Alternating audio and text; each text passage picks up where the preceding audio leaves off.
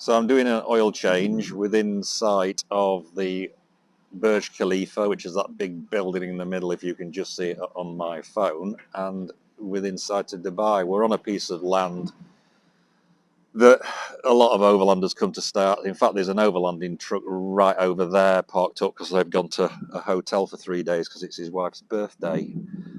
But a lot of people come here. We have a tendency not to come here because it's just horrible, really. It's just a patch of ground.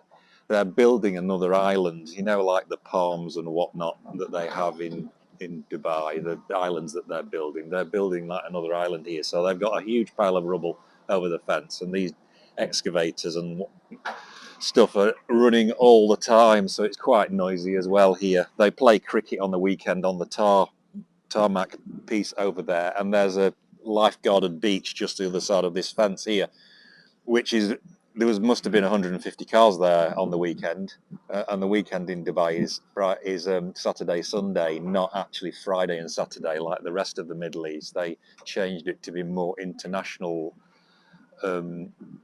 focused, as it were. So they have their weekend like the rest of the world, whereas the other countries still do Friday and Saturday, which in some ways is a good thing, and in other ways is a bad thing. It's just very confusing. But yeah, so the sea is over there. In fact, that's the Burj Al Arab Hotel over there, and the Jumeirah, what's it called? Jumeirah Beach Hotel. Because this area is Jumeirah, or Jumeirah. I don't know how you pronounce it. But yeah, bit of maintenance today. I've got a Madman EMS engine management system on this 300 TDI, and that the thermocouple that I measure the EGT with had broken. The wire had disintegrated here because of the temperature. This is at 800 degree rated. The exhaust gas on a 300 comes up to 700 degrees, but there's a lot of discussion on the internet about what the maximum exhaust gas temperature should be. The rumour, which I don't even know where it came from, says it's 720. Well, if you've got a boost pin on your 300, you can easily get up to 720. So you have to monitor the exhaust gas, and you have to back the pedal off a little if you're running hot, and there is a direct correlation between the exhaust gas temperature and the water temperature, because of course the EMS measures both the water temperature and the exhaust gas, and if you're running hot on the exhaust gas, the water temperature does go up quite considerably, and you can easily, with 700 plus degrees on exhaust gas, get your water temperature up to 100, which on a 300 TDI is not too bad, but it is still very hot, and it shouldn't really be at that. Anyway, so we've changed that this morning. I've also flushed through the clutch because my clutch was squeaking. Don't know what the problem is there. It might be coming from the bell housing. So hopefully I've not got the clutch going completely. I do have a spare one with me, which luckily Mark got me from Saluki in Dubai, Saluki Motorsport. He was a great guy, Mark. Anyway, I'm going to do an oil change as well.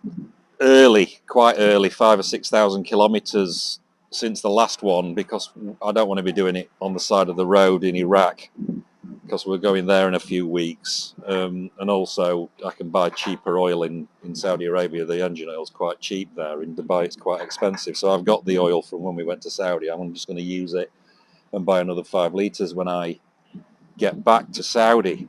Anyway, so that's me pointing the camera at the engine bay quite a lot. I'm going to go under the car because I'm draining the oil into a water bottle as I do. And you can see it's not going anywhere because I've got a quick drain. I'll try and get a shot of it. Hopefully you can see that pipe there. It's just, there's a screw-on valve that goes onto the engine sump with a spring-loaded valve in it. And when you screw this pipe on that they give you with the kit, it opens the valve and lets the oil drain out. And we've had this thing for, well, since the first trip in 2011.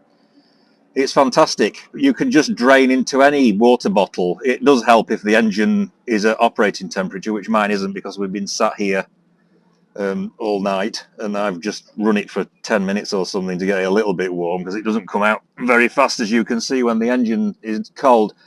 But this thing's great. There's a few different makes. There's one with a little lever on that you can open like a tap. But I think that might get caught in grass and whatnot when you're driving through. So I opted for this one. You do need to check that you get the right one for the thread on the sump, because on a 300 TDI there are two different sump threads, and I can't remember what they are. So that's one of the top tips and one of the most useful things on the car, really. Also in Africa, if you drain your engine oil into bottles and leave it outside the car, by the morning it's gone. The locals use it for painting fences and keeping termites away and things. So it is somewhat recycled in potentially a very unenvironmentally friendly way. I'm going to get back out from under the car while that's draining. So they do use it, and it just vanishes. So hopefully they're not doing anything too bad with it, but there you go. So I'll do some more when I'm tipping the oil in. Not that you're probably interested in that, but there you go. Yeah, while I remember about this, I made a box. This was a water can holder in the side of the battlefield ambulance, and we actually made a storage tunnel that goes in between the two boxes, because there's one of these storage boxes for a jerry can on either side. So I keep long stuff in there, like shock absorbers and whatnot, and some pipes, and that's quite useful. It's quite low down as well, so you can put heavy stuff in there. But anyway, I made this box. I bought these are like 2.8 stroke 3 litres each, and I carry a full set of oils, because you never know when you're going to need some in an emergency. And one of the other travellers will pay testament to that when he lost all of his engine oil in Mongolia. But I do keep a full set of engine oil most of the time, and I keep 6 litres at least of EP 8090 at the moment. I've got 9 litres in there almost, and 75W80, which is exceedingly difficult to get. MTF 94 for the R380 gearbox is a 75W80 oil, and I did a lot of research matching specs and whatnot on the oils between MTF 94, the Land Rover spec, and 75W80, and not all 75W80s are the same, by the way.